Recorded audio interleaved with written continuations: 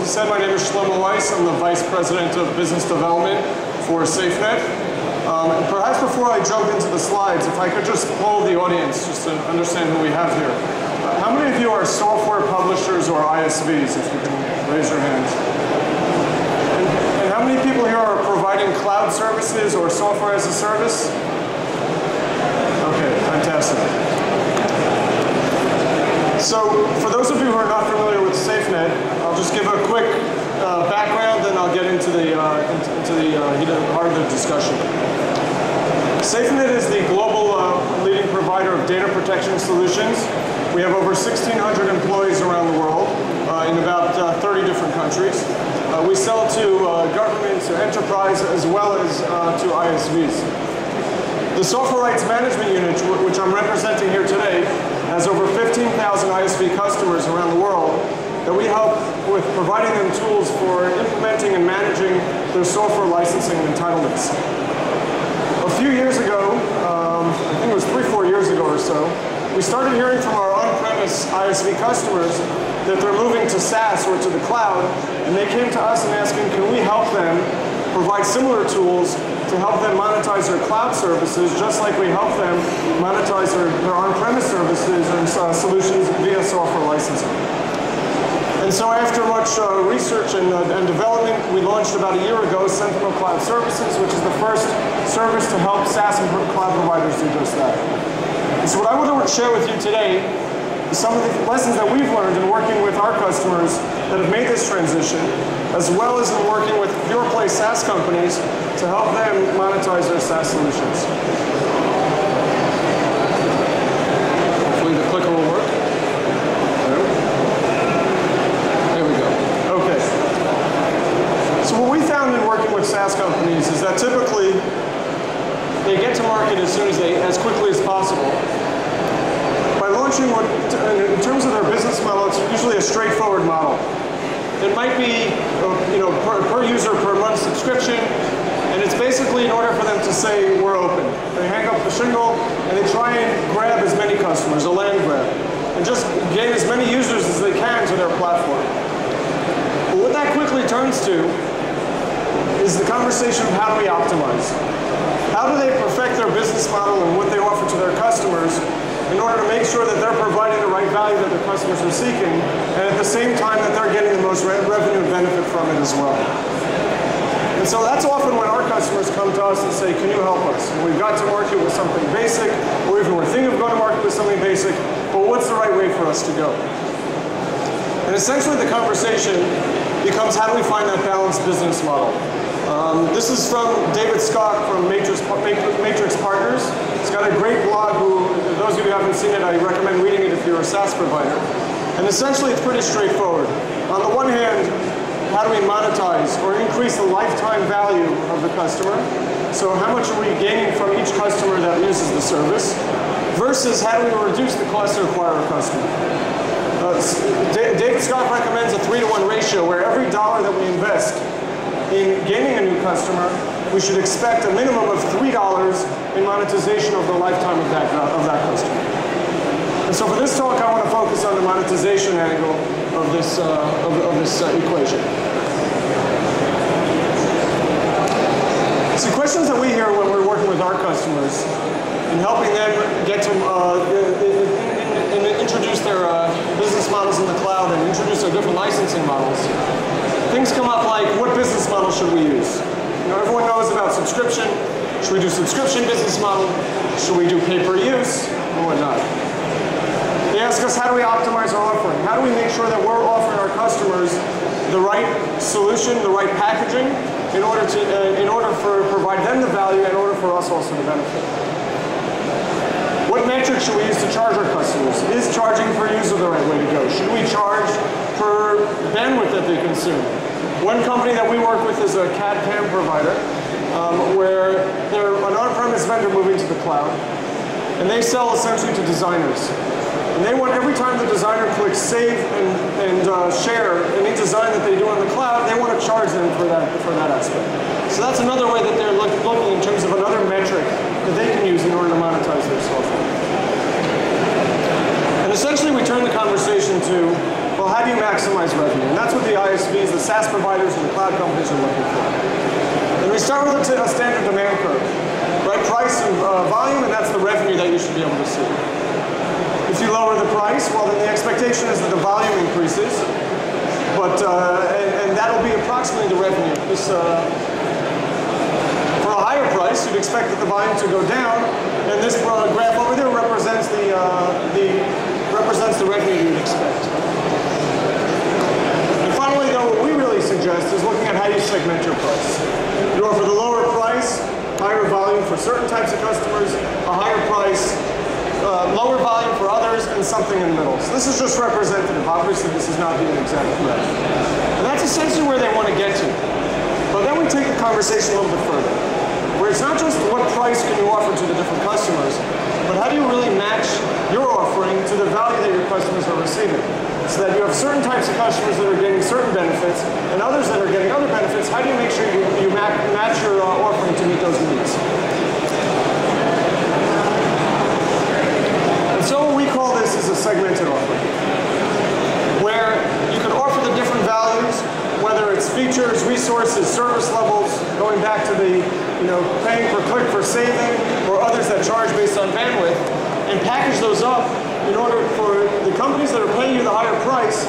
They don't just pay a higher price, obviously, they receive the most value. On the other extreme, for the light version, then the companies would be willing to pay you, or not pay you anything, for much less value that they receive.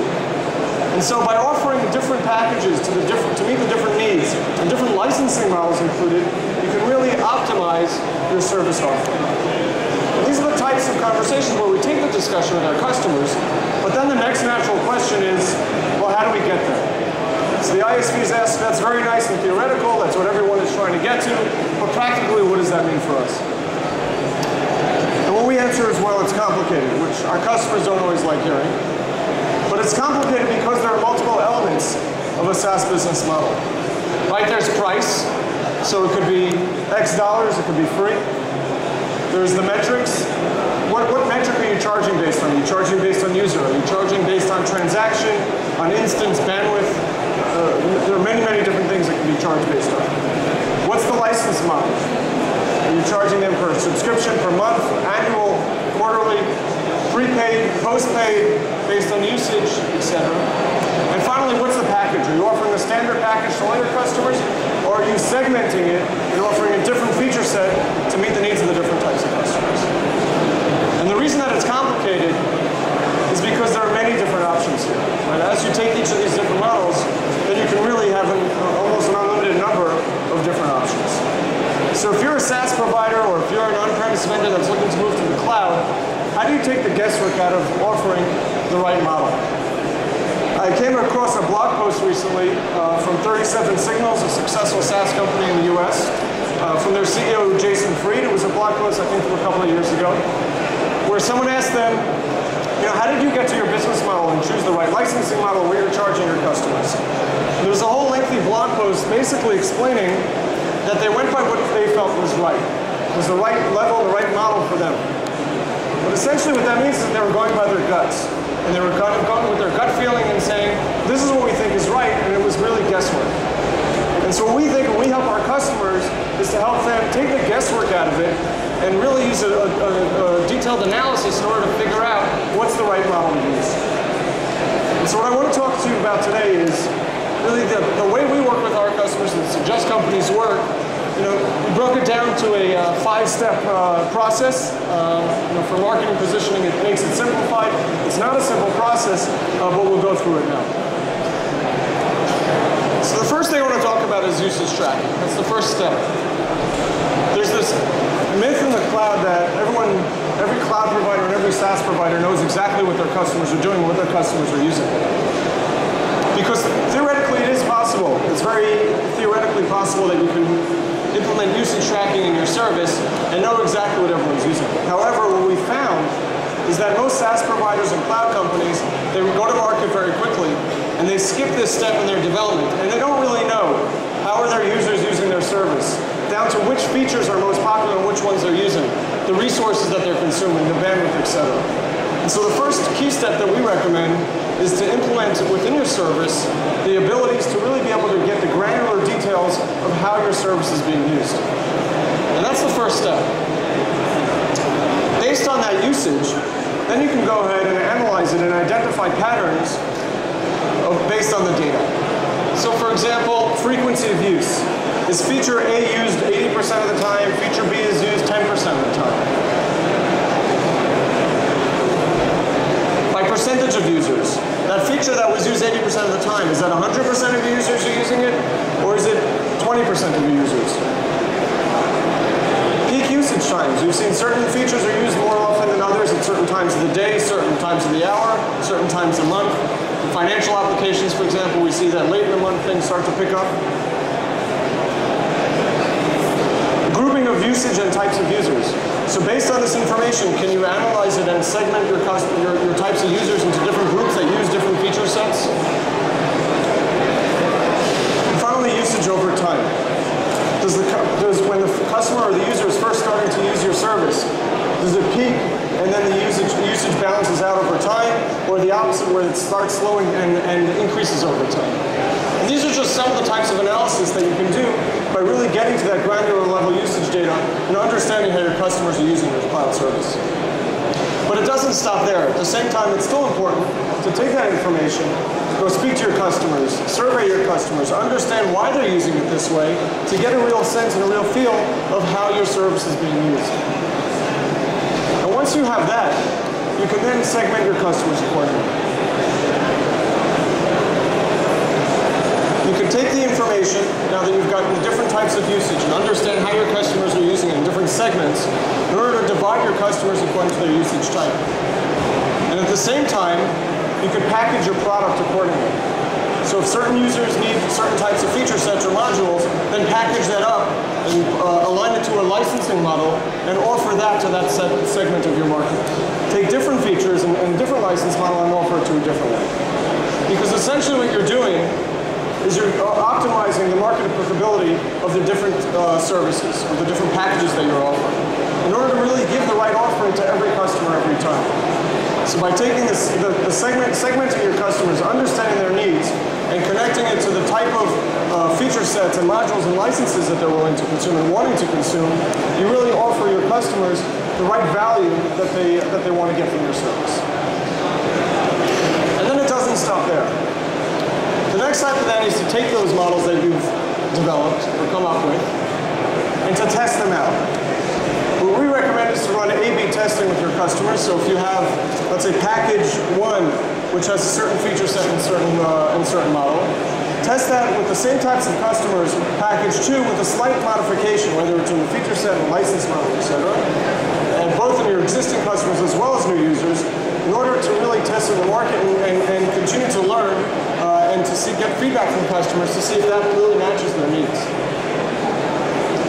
The trick with this, though, is having the systems in place to easily implement and adjust it. Because you want to be able to test and then iterate based on that, and then test again. But what it means is that you need the tools in place in order to adjust your pricing on the fly, in order to be able to change the metric that you're charging based on, change your license model, change the features that you're packaging up and offering. When we first got into this cloud thing, like I said a few years ago, I went around to some of the leading cloud and SaaS providers. One of them, who I don't feel comfortable naming, but I'm sure most of us in the room have used, said to us, look, from the time our product manager defines what it is that they want to offer to market, using existing features but repackaging and attaching it to a licensing model, from the time the product manager defines that to the time it gets to market, it takes between 9 months and a year. Because every time we want to make that change, we have to go back to our engineering team to implement it in the code, we have to go through testing, we have to launch it again. And so really the only way to do this effectively, to run these A/B testing, to segment, is to try and separate that business need from the engineering implementation. It's really separate your business process of the market dynamics need us to offer them these types of business models. Need us to offer this license or package. Separate that from having to go back to engineering every single time. So it's important to have the systems in place in order to enable you to do that. Otherwise, you lose precious time to market.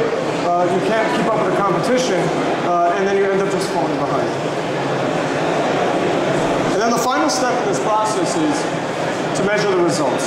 So you've tested the different types of packages, and now you want to test those results, discontinue those packages that are not working, and then continue to develop and test and iterate on those packages on those offerings that did succeed in your tests, in order to refine your offering and continue in this cycle. So just to repeat those 5 steps, clicker is working. The first step again is to track usage. Start getting the granular usage data so you can really gain information and insight into how your customers are using your service. It sounds pretty straightforward, but most companies are not doing it today. Based on that, then identify the patterns. How are my customers using it? Which are the most popular features? Which modules are working? Based on those patterns, then segment your customers and create packages and offerings in order to meet their needs. Test those in the market. Test those with your live customers, with new customers, and then measure those results and iterate and continue the cycle. And it's a repetitive cycle, and again, like I said, you have to make sure that you have the people and the processes and the systems in place to really enable you to go through this. So what I want to do, just to sum this up, is I want to bring an example of a company that we've worked with, of how they've optimized their business model over the years. So there's a company named CenterCode. They're a US-based SaaS application for beta management. They work with large IT vendors and technology companies like Apple, like Google, like Adobe and others, and they help them manage their beta testing. So these companies have hundreds, if not thousands, of beta users, and it could get complicated the number of beta tests they run, and CenterCode helps them. CenterCode launched to market in 2002 with a SaaS service that they offered in a perpetual license. So they offered a one-time license. It was a very high license fee with an annual maintenance attached to it. But at that point, because the license fee that they were charging was really geared towards these tier 1 high-value companies. In 2005, they realized that they were limiting their market reach because they were preventing some mid-sized to smaller companies use their service. And so they decided, instead of a perpetual license, to split that same license fee over 3 years and offer an annual subscription. That helped them move to mid-market a bit, but it was still quite pricey for certain types of customers. They continued to evolve, and in 2007, this is the first time where they started thinking about usage limits. And they started limiting their customers like Adobe, like Google, in terms of the number of end users that could be running a beta test at a given time, and they would sell them packages accordingly. The mistake they made here was that they did all this in licensed terms, but they actually didn't implement it in their service, so they could not enforce it. What happened was, a couple of years later, they realized that their customers were continuing to use the service, but they weren't buying and paying for more licenses for more users. And so they went to these customers, had very uncomfortable conversations, and said, "What's going on here?" And they started auditing the customers. And what they found was that where customers were paying for 1 user for 10 users, they were using hundreds because they didn't have a way to control it and enforce it within the service. And so they decided in 2009 to actually implement usage tracking within their service, initially just to prevent the overuse of their service. And at the same time, they offered different types of additions, or what I was calling earlier packages, in order to offer different additions to the different types of customers that they were targeting. For large enterprise, for mid-size, and for the smaller customers. What they did was, as soon as they started implementing some usage tracking, they realized that they should look further and get more granular in terms of the detail that they were looking at. And in 2011, so last year, they further optimized their offering by offering better segmented packages. Where previously the additions were just based on the number of users you wanted to use, now what they did is they started offering the feature sets that the small company would need to the small companies, and the feature sets that the enterprise customers would need to those enterprise customers. And they've really optimized their offering. Since this time, they started, this graph is just to depict the growth, but they've actually started growing between 30 and 40% annually since 2009 when they started optimizing these business models. So